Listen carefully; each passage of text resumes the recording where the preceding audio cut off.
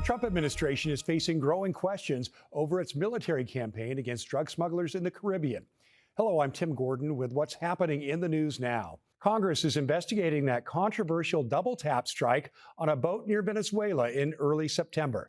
It killed 11 people, including 2 survivors who lived through the initial attack. Defense Secretary Pete Hegseth is facing backlash over the strikes. Many lawmakers on Capitol Hill are questioning whether that second strike was legal or if it may have been a war crime. Jen Sullivan breaks down what happened and the controversy surrounding the operation. This video, released by the Department of Defense, captures the moment the U.S. first strikes a Venezuelan boat that the U.S. government says was carrying illegal drugs. The White House now saying that Defense Secretary Pete Hegseth authorized U.S. Navy Admiral Frank Bradley to act. While speaking at an event in California Saturday, Secretary Hegseth defended the Trump administration's actions. If you're working for a designated terrorist organization and you bring drugs to this country in a boat, we will find you and we will sink you. Since September, the U.S. military has destroyed 23 boats, killing at least 87 people. All say were tied to drug trafficking. Some strikes, particularly a second on this same boat, are drawing criticism. You don't need that kind of firepower to do that tactical. In the September 2nd attack, 11 people were reportedly on the boat. After a first strike, 2 survivors were seen clinging to the wreckage, according to some who have seen video of the full attack. Then, more strikes, killing them and sinking the vessel. It is considered a war crime to kill shipwrecked people. Now, many are scrutinizing what happened and are calling for an investigation. These are, in my opinion, criminal actions or should be investigated as such. Sources familiar with Bradley's remarks say he told lawmakers the small boat that was hit was heading towards a larger vessel that was bound for Suriname, a small South American country east of Venezuela, known by U.S. drug enforcement officials as a route for drugs headed to Europe. Bradley reportedly telling lawmakers the 2 survivors did not appear to have a radio. They watched the men struggle to overturn what was left of the boat, and there was no position to make a distress call. There are still big questions about whether this is a legitimate approach, simply going after all manner of drug facilities. Both the House and Senate Armed Services Committees have launched inquiries into what happened. I'm Jen Sullivan reporting. Secretary Hegseth has defended the strikes and responded to a Washington Post report that he ordered to kill everybody on board. Let there be no doubt about it. President Trump can and will take decisive military action as he sees fit. Did you at any time say that everybody on board should be killed? Is anybody here from the Washington Post? I don't know where you get your sources, but they suck. Of course not. Anybody that's been in the Situation Room or they've been in the war room there, the Secretary's office, no, you don't walk in and say, kill him. It's just patently ridiculous. It's meant to create a cartoon of me and the decisions that we make and how we make them. Just ridiculous. Hegseth has expressed support for Admiral Frank Bradley, the commander in charge of the attack. But Hegseth has said he was not in the room for the second strike. I watched that first strike live. As you can imagine, at the Department of War, we got a lot of things to do. So I didn't stick around for the hour and 2 hours, whatever, where all the sensitive site exploitation digitally occurs. So I moved on to my next meeting. A couple of hours later, I learned that that commander had made which he had the complete authority to do. And by the way, Admiral Bradley made the correct decision to ultimately sink the boat and eliminate the threat. He sunk the boat, and eliminated the threat. So you didn't see any survivors, to be clear, after that first strike? I did not personally see survivors, but I stand, because the thing was on fire.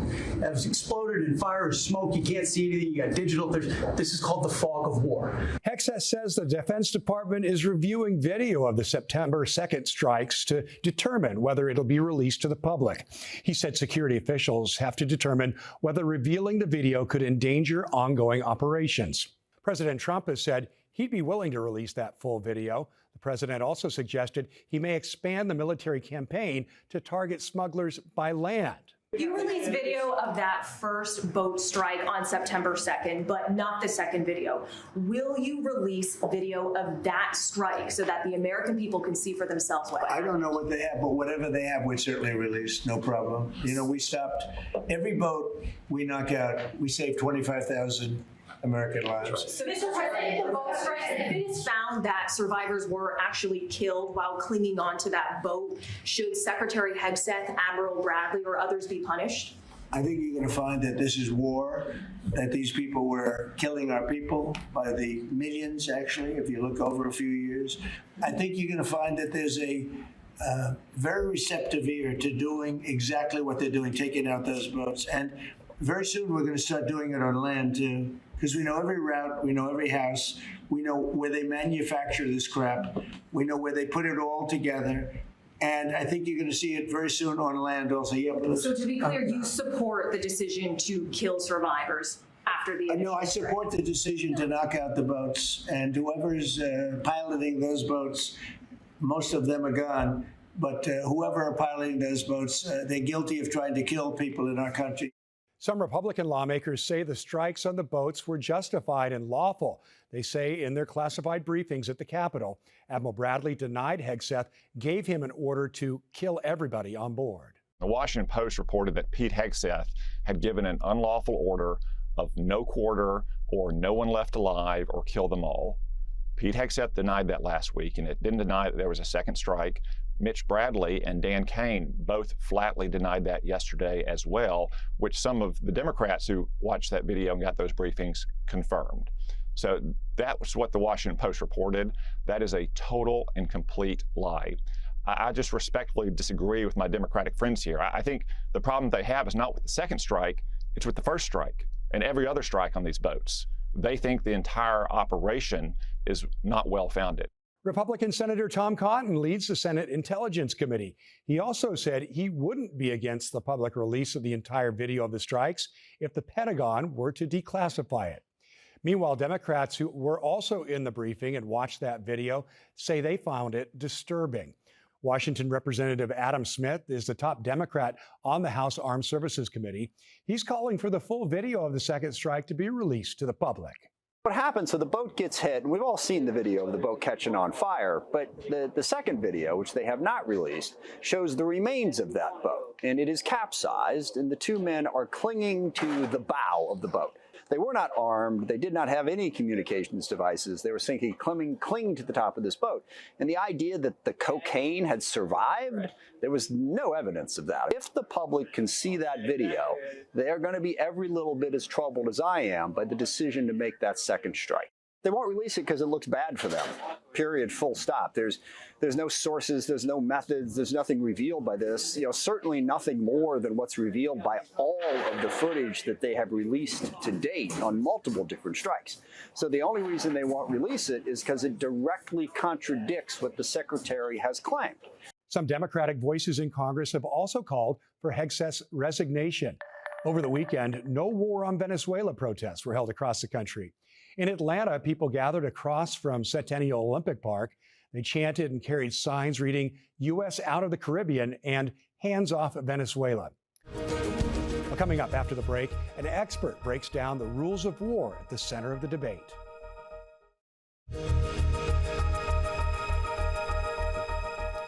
The fast-moving tensions between the U.S. and Venezuela are raising new questions about just how far military force can go without triggering a wider conflict. Joe Ripley spoke with a law professor to break it down. We're now joined by Lori Blank, clinical professor of law at Emory University. Lori, welcome. Help us define, Lori, the landscape here. What exactly are the rules of war, and when do they apply in the U.S. if the U.S. says it's not at war with Venezuela? Yeah, so we have a lot of terms being thrown around in this conversation, but the bottom line here is that there is no armed conflict going on. There's not an armed conflict with Venezuela. There's not an armed conflict with drug cartels as yet unidentified entirely. And so while there is important conversation to be had about the rules that apply in wartime, about the proper conduct, moral, ethical, legal conduct in wartime, what we're talking about here is not war. So we're trying to the conversation's layering things that really don't belong together. Yeah. So Secretary Hegseth says the commander, Vice Admiral Bradley, in this case, did have complete authority to sink the vessel. What legal standards, Lori, determine whether that strike was justified? So in this case, we're talking about the basic peacetime rules for dealing with drug smuggling and so on. And our Navy and our Coast Guard have decades of experience in dealing with this. They interdict vessels on the high seas. They seize the cargo. They seize the vessels. They've been doing this for a long time. So it's not entirely clear why that has been thrown out the window, so to speak, and a new approach of simply targeting the boats with lethal force has been imposed. There doesn't seem to be any legal basis for that. And these actions, Lori, we understand are not happening in a vacuum, right? The world is watching. You've got Venezuela calling these actions violations of its sovereignty, potential acts of war. We're trying to define the terms here. So legally, when does a targeted strike become a violation of state sovereignty in this case? Well, from the facts that we have available, the strikes are taking place in international waters. So they're not within Venezuela's territory or territorial waters. That matters in this case. If, in fact, the U.S. were to carry out strikes on the territory of Venezuela or in Venezuelan waters, as you know, we've seen some reports that maybe that's being considered, that would clearly be a violation of Venezuela's sovereignty. Here, the vessels don't appear to be flagged to any state. That helps us understand whether they belong to a state. So I don't think we have necessarily sovereignty issues here in that respect. But what we do have is, killing of people. And I'm not sure we know who those people are. We don't have a lot of facts about that, or necessarily what's being carried in those boats, where those boats are going. There's a lot of unknowns here that would really help put together some of the analysis. But I think the bottom line is there's no basis in international law for calling this an armed conflict. There's no basis in international law for targeting vessels when we have another method that is perfectly effective to stop them from transiting the drugs that seem to be the problem at the base of this whole scenario. And it doesn't seem, Lori, as though, these strikes are going to stop cold turkey here. You talked about still several unknowns on the table. What obligations does the U.S. have to release those details and information about these strikes as it concerns these vessels here? Well, I think the immediate place in which we're going to see more information or calls for more information is in the halls of Congress. And Congress has an important role to play here. It is where most of the war powers that are set out in the Constitution reside. The president, of course, is commander in chief, but Congress has most of the powers with respect to war. And I think what we're seeing in these calls for oversight and for hearings is Congress beginning to step into the role that it needs to be playing in that respect. I think we're going to see a lot more there than we're going to see in the international community, but we have seen a number of U.S. allies, the United Kingdom in particular, saying they're not going to share information that they're gathering through their intelligence channels because they don't want to be tied to, involved in any way in these strikes that they see as legally problematic, that most